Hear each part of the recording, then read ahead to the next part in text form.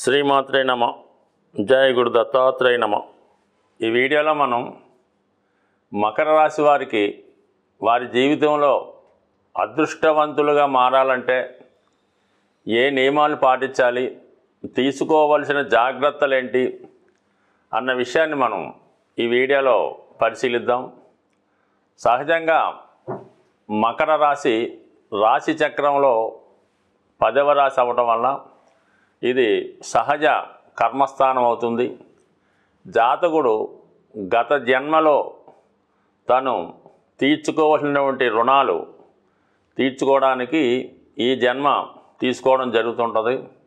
మరి సాధారణంగా జాతకుడు ఎక్కువ శాతం గత జన్మలో ఇతరులకి రుణపడి ఉంటే వారికి ఈ జన్మలో సేవ చేయడం జరుగుతూ ఉంటుంది. కాబట్టి బాల్యం నుంచి కూడా జాతకుడు ఏదో ఒక విధమైనటువంటి ఇబ్బందుల్ని ఎదుర్కోవడం జరుగుతూ ఉంటుంది. సాధారణంగా ఈ జాతకుడు జన్మించిన తర్వాత వారి తల్లిదండ్రులకు కూడా ఏదో ఒక స్ట్రగుల్ రావడం వల్ల ఈ అబ్బాయి మీద వాళ్ళు పెద్దగా దృష్టిని పెట్టలేకపోతుంటారు. సో దానివల్ల జాతకుడు బాల్యం అంతా ఒక విధమైన ఇబ్బందులతో పెరిగి తర్వాత తనకు తానే తన జీవితాన్ని ఒక మార్గంలో పెట్టుకొని నిర్దేశించుకుంటూ చిన్నతనంలోనే బరువు బాధ్యతలు మోస్తూ ఒక విధంగా తల్లిదండ్రుల్ని చూడడం, ఇంకా తోడబుట్టిన వాళ్ళు ఎవరన్నా ఉంటే వాళ్ళ రక్షణ బాధ్యతలు స్వీకరించడం, ఈ విధంగా చాలామంది ఈ మకర రాశి మకర లగ్నంలో జన్మించిన వారు ఈ బాల్యంలో ఒక పార్ట్ టైం జాబ్ చేసుకుంటూ చదువుకుంటూ తన యొక్క జీవితాన్ని సాగించడం జరుగుతూ ఉంటుంది. అయితే వీళ్ళ యొక్క అదృష్టం ఏంటంటే వీళ్ళకి మరి వాళ్ళు కష్టపడి ఏదైనా ప్రభుత్వ సర్వీస్కి ప్రిపేర్ అవ్వడం వల్ల వారికి ప్రభుత్వ ఉద్యోగం వచ్చే అవకాశం ఉంటుంది. అది ఉన్నత స్థాయి అధికార హోదా కలిగిన ఉద్యోగం కాకుండా సాధారణ ఉద్యోగంలో ప్రవేశించి అంచెలించెలుగా వెదగడం జరుగుతూ ఉంటుంది. అక్కడ కూడా అధిక శ్రమ పడి వృత్తిలో న్యాయం చేసినప్పుడు కూడా జాతకుడు సరైనటువంటి ప్రోత్సాహాన్ని ప్రగతిని పొందలేకపోతుంటాడు. చాలామందికి ఈ మకర లగ్నంలో జన్మించిన వారికి బాల్యంలో తల్లి కానీ తండ్రి కానీ దూరం అవడం జరుగుతూ ఉంటుంది. ఎక్కువ శాతం చిన్నతనంలోనే తండ్రి ఏదో కారణం వల్ల దూరం అవడం వల్ల వీళ్ళకి కొన్ని సందర్భాల్లో మరి వాళ్ళ యొక్క తండ్రి గారి ఆస్తి రావడం కానీ వారి యొక్క ప్రభుత్వ ఉద్యోగం కానీ రావడం జరుగుతూ ఉంటుంది. చాలా వరకు వీళ్ళు తాతగారి యొక్క ఇంట్లో పెరగడం చదవడం జరుగుతుంటుంది. అది గతంలో అనుకోండి. ఇప్పుడైతే ఏదో హాస్టల్లోనూ అలాగేలాగా చదవడం జరుగుతూ ఉంటుంది. మొత్తం మీద వీళ్ళ యొక్క బాల్యం ఇంచుమించుగా 26 సంవత్సరాలు వచ్చేదాకా జాతకుడు శ్రద్ధగా ఉంటే 26 తర్వాత సెటిల్ అవ్వడం జరుగుతుంటుంది. మరి కొంతమందికి 35, 36 సంవత్సరాలు వచ్చేంత వరకు కూడా జీవితం స్ట్రగుల్ పడడం జరుగుతూ ఉంటుంది. సో ఏదైనా జాతకుడికి వివాహం తర్వాత అంటే ఈ జాతకుడికి ఒక గొప్ప ఇంటి అమ్మాయి కానీ బాగా చదువుకొని తెలివైనటువంటి అమ్మాయి భార్యగా రావడం వల్ల ఆఫ్టర్ మ్యారేజ్ జాతకుడు అది ఇతర ప్రాంతాలకు మైగ్రేట్ అవ్వడం కానీ ఇతర దేశాలకు వెళ్ళడం కానీ జరిగి అక్కడ నుంచి పూర్తిగా వారి జీవితం మార్పు చెందుతూ ఉంటుంది. అంటే అతను గడిచిపోయినటువంటి గత జీవితానికి ఆఫ్టర్ మ్యారేజ్ జరగబోయే జీవితానికి చాలా డిఫరెన్స్గా నడుస్తూ ఉంటుంది అన్నమాట. ముఖ్యంగా ఈ రాశిలో మనం పరిశీలించినప్పుడు ఉత్తరాషాఢ, శ్రవణం, ధనిష్ట నక్షత్రాలు కలుపుతాయి. ఉత్తరాషాఢ నక్షత్రానికి రవి అధిపతి అవడం వల్ల వీళ్ళ పుట్టడమే రవి దశలో జన్మించడం వల్ల ఈ రాశికి రవి అష్టమాధిపతి అవడం వల్ల ఇంచుమించుగా బాల్యం స్ట్రగుల్ అవుతుంది. తండ్రి గారికి ఏదో విధంగా స్ట్రగుల్ రావడం వల్ల చాలా వరకు తండ్రి యొక్క ఆలన పాలన సరిగ్గా పొందలేకపోతుంటారు. అదే శ్రవణ నక్షత్రంలో జన్మించిన వారికి చంద్రమహాదశలో జీవితం స్టార్ట్ అవుతుంటుంది. మరి చంద్రుడు ఉన్న స్థానాన్ని బట్టి మొత్తం మీద చంద్రుడు తల్లి యొక్క ఆధీనంలో పెరగడం కానీ తల్లి యొక్క రక్షణ ఉండడం కానీ జరుగుతుంటుంది. ఇది 10 సంవత్సరాలు ఉంటుందన్నమాట. ఇది చాలా వరకు బాల్యం జాతకుడికి సాఫీగానే సాగుతూ ఉంటుంది. మరి ధనిష్ట నక్షత్ర జాతకులకైతే పుట్టడం కుజ మహాదశలో పుడతారు. కుజుడు ఈ రాశికి బాధకుడు అవ్వడం వల్ల మరి పెద్దగా జాతకుడు యొక్క తల్లిగారికి ప్రాబ్లమ్స్ రావడం కానీ, ఈ జాతకుడు పుట్టిన తర్వాత స్థిరాస్తి పోవడం కానీ, భార్యాభర్తలు అంటే తల్లిదండ్రులు విభేదాలు రావడం జరుగుతుంటాయి. ఎందుకంటే ఇమీడియట్గా వచ్చే దశ రాహు మహాదశ అవడం వల్ల జాతకుడు బాల్యం అంతా చాలా స్ట్రగుల్గా, చిందరవందరగా, ఒక గమ్యం లేకుండా నడుస్తూ ఉంటుంది. అది జాతకుడు కొంత స్థితిమంతులైన కుటుంబంలో జన్మించినప్పుడు జాతకుడు పెద్దలు ఇచ్చిన ఐశ్వర్యాన్ని చక్కగా ఎంజాయ్ చేస్తూ, వ్యసనాలని చెప్పలేం కానీ కొద్దిగా లైఫ్ స్టైల్ మార్చుకుంటూ, స్నేహితుల ప్రభావం వల్ల జీవితాన్ని చాలా వరకు టైం వేస్ట్ చేసుకోవడం జరుగుతూ ఉంటుంది. అప్పుడు రాహు 18 సంవత్సరాల తర్వాత ప్రారంభమయ్యే గురు మహాదశ ఈ జాతకుడిని స్థిరపడుతుంది. అంటే చాలా వరకు మరి ఈ ఉత్తరాషాఢ శ్రవణ నక్షత్ర జాతకులకి ఏంటంటే 35-36 సంవత్సరాలు కూడా దాటిపోతుంటుంది వారు స్థిరపడిపోతులకి. అదే ధనిష్ట నక్షత్రం వాళ్ళకంటే 25-26 దాటిన తర్వాత గురుదశ రావడం వల్ల కొంతవరకు వాళ్ళకి తొందరగానే జ్ఞానోదయం అవుతుంది.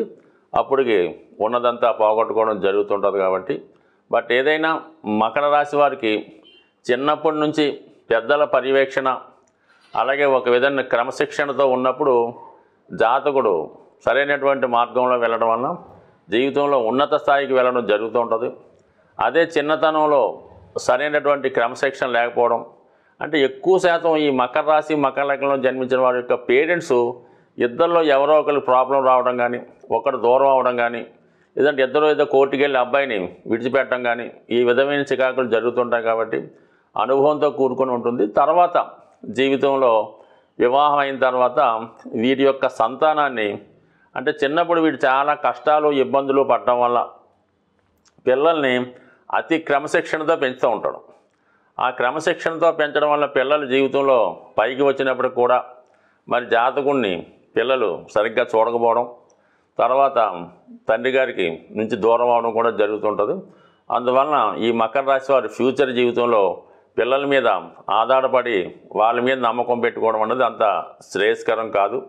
బట్ ఏదైనా జీవితాంతం స్వతంత్రంగానే ఒంటరిగానే ఒక పోరాటం చేస్తున్నట్టు వీళ్ళ జీవితం ఆధారపడి ఉంటుంది. చాలా వరకు అవుట్ గోయింగే తప్ప ఇన్కమింగ్ పెద్దగా అంటే ప్రేమ అనుకోవచ్చు, ధనం అనుకోవచ్చు, ఏదన్నా అవనమండి. జాతకుడు ఒక బాధ్యతగా చేస్తుంటే అవతల వాడు చేయాలి కాబట్టి చేస్తున్నాడు, వాడి స్వార్థం కోసం చేస్తున్నాడు అనుకుంటాడు తప్ప ఫ్యూచర్లో జాతకుడిని పెద్దగా ఆదరించరు సది కదా. ఒక విధంగా నిందారోపణ చేయడం జరుగుతూ ఉంటుంది. పిల్లల నుంచి కూడా మమ్మల్ని సరిగ్గా చూడలేదు అన్నటువంటి వాక్యం మాట జీవితంలో జాతకుడు పడవలసి ఉంటుంది. ఈవెన్ వైఫ్ కూడా జాతకుడిని పెద్దగా ఆదరించినట్టు కనపడుతుంది. ఎందుకంటే మకర రాశి ఏమో శని సేవక రాశి, సప్తమం కర్కాటకం ఏమో అది ఉన్నత స్థాయికి చెందినటువంటి రాణిగారి స్థాయిది. కాబట్టి ఎక్కువ శాతం ఈ రాశిలో జన్మించిన వారికి ఉన్నత వర్గానికి చెందినటువంటి భార్య రావడం వల్ల భార్య కూడా జాతకుడిని చాలా వరకు మరి అంత చిన్న చూపు చూడటం కానీ, సరైనటువంటి సముచిత స్థానం ఇవ్వకపోవడం కానీ, పిల్లల దగ్గర తండ్రి గారిని లోకు చేయడం కానీ ఈ విధంగా జరగడం వల్ల జాతకుడు నిరంతరం స్ట్రగుల్ పడుతూ ఇబ్బంది పడుతూ రావడం జరుగుతూ ఉంటుంది. కొంతమంది పూర్తిగా తన కర్తవ్యంగా భావించి మరి ఒక విధంగా దైవాన్ని పూర్తిగా నమ్ముకోవడం వల్ల జాతకుడు ఎప్పుడైతే ఒక జాతకుడు తన కష్టాల్ని బాధ్యతల్ని ఒక కర్తవ్యంగా నిర్వహిస్తాడో, మనం భగవంతుడు ఇచ్చినట్టు భావిస్తాడో, వాడు ఏ కష్టం భావించకుండా దాని నుంచి సక్సెస్ఫుల్గా ఉంటాడు. వాడు కర్మ అనుకుంటుంటే ప్రతిదానికి నిందించుకుంటూ ప్రతిదానికి ఇబ్బంది పడుతుంటే వాడి జీవితం కూడా స్ట్రగుల్గానే ఉంటుంది తప్ప. బట్ ఏదైనా ఈ రాశిలో జన్మించిన వారు ప్రారంభ జీవితం చాలామంది 45 సంవత్సరాలు 50 సంవత్సరాలు వచ్చేదాకా కూడా చాలా స్ట్రగుల్ పడుతూ దాని తర్వాత సుఖపడే యోగం ఉంటుంది. ఆ సుఖపడే యోగంలో కూడా చాలా వరకు మళ్ళా పెద్ద అయిన తర్వాత కోడళ్ళ వల్ల, కూతుర్ల వల్ల, పిల్లల వల్ల ఇబ్బంది పడడం జరుగుతూ ఉంటుంది. బట్ ఏదైనా ఈ రాశివారు జీవితంలో స్ట్రగుల్ పడుతూ ఉండడం మంచిది. ఎందుకంటే వారి యొక్క గత జన్మ బంధాలని తీర్చుకోవడం జరుగుతుంది. ఎంత రుణం తీర్చుకుంటే అంత మంచిది.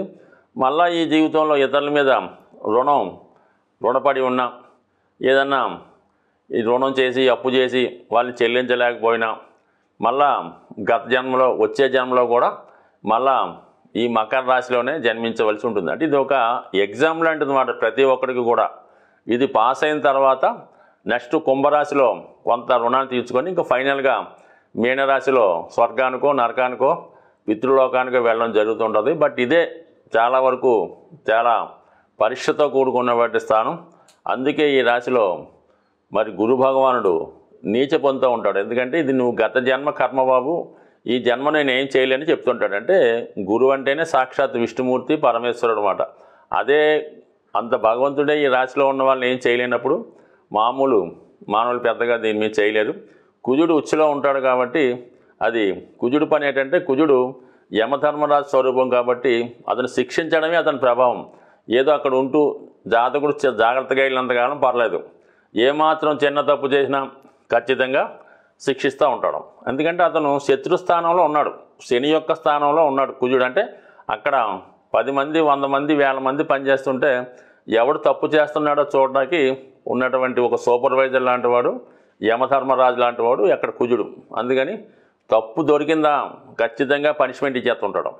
ఇంకా శని భగవానుడు వృత్తే అది మనిషిని తీర్చిదిద్ది ఒక మంచి బంగారాన్ని అందమైనటువంటి వస్తువుగా తయారు చేయాలన్నా దాన్ని కాల్చి రకరకాల బాధలు పెట్టి పామి తోమి చేస్తే తప్ప అది ఒక పూర్తి ఆభరణంగా మారలేదు. కాబట్టి మరి ఖచ్చితంగా మకర రాశి వారు కష్టాలు అనుభవిస్తేనే వారి యొక్క చివరి జీవితం అనుకూలంగా ఉంటుంది.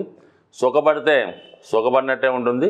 ఎన్ని జన్మలు ఎత్తినా మళ్ళా మకరంలోనే జన్మిస్తూ ఉంటారు. బట్ ఏదైనా ఈ రాశివారు మరి వారి జీవితంలో రిలీఫ్ కొరకు మరి హనుమాన్ చాలీసా పారాయణ చేయడం, హనుమంతుని ఆరాధించడం, ప్రతి మంగళవారం నియమంగా ఉండడం, అన్నదమ్ములతోటి తల్లిదండ్రులతోటి సఖ్యతగా ఉండడం, పిల్లల్ని పెద్దగా శిక్షించకుండా వారిని జాగ్రత్తగా కాపాడుకొని ప్రేమించినట్టు ఉండాలి తప్ప వారిని ఏదో శత్రువులుగా చూసి వాళ్ళని హింసించకుండా ఉండడం మంచిది. బట్ ఏదైనా ప్రతి బంధువుతోనూ జాగ్రత్తగా వాళ్ళ సేవకుడుగా ఉండాలి. మీ తండ్రి గారికి మీరు సేవకుడుగా, భార్యకి సేవకుడుగా, పిల్లలకి సేవకుడుగా ఉన్నప్పుడే ఈ లైఫ్ మీరు సక్సెస్ అవుతారు. రాబోయే జీవితం అంటే ఫ్యూచర్ జన్మలో మంచి అనుభవం రావడం జరుగుతూ ఉంటుంది. బట్ ఏదైనా ఈ రాశివారు చక్కగా ఒక మంచి సప్తమికి రుద్రాక్ష ధరించడం వల్ల జీవితంలో ఎటువంటి ఇబ్బందులు రాకుండా కష్టాలను ఎదుర్కొనే ధైర్యం రావడం జరుగుతుంది. స్వస్తి.